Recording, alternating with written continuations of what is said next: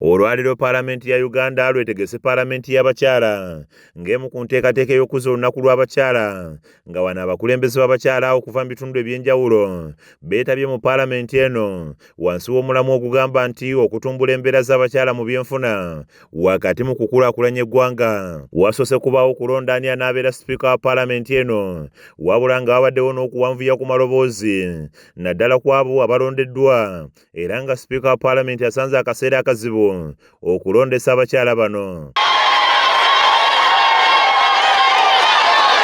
Wabula oluvannyuma Hajati Farida Kinobe aleebezza banne bwe badde mu lwokaano era n'alangirirwa nga sipiika wa Paalamenti ey'abakyala. Farida Kinobe got 243.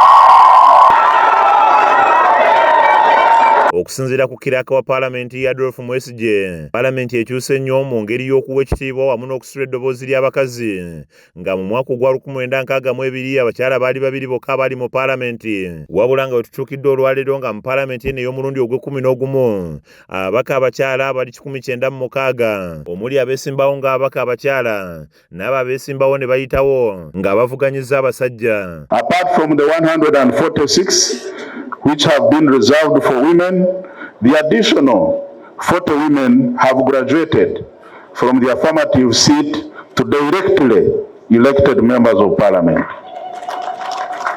His Excellency the President not only promoted women at parliamentary level but also took deliberate steps support the girl child. Speaker wa Paalamenti Anita Among agamba nti Paalamenti eno ey'abakyala esuubirwa okwogera ku nsonga ezinyigiriza abakyala n'abaana abawala okugeza obutabanguko mu maka, ekisaddaaka abaana, okuwanduka kw'abaana abawala mu masomero wamu n'ebirala, wabula ng'okubigonjoola wateekeddwa okubaawo obumu n'obumalirivu mu bakyala. Consolidate women's socio-economic transformation in Uganda.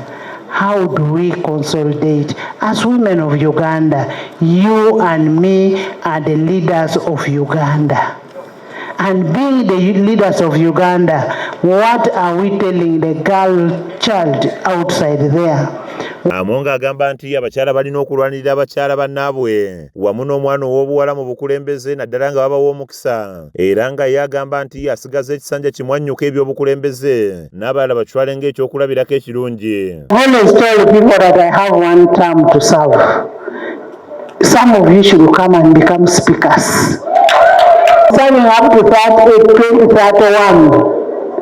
2031 I go back to the village and look after the Balongo. Serving up to 2031. 2031 I go back to the village and look after the Balongo.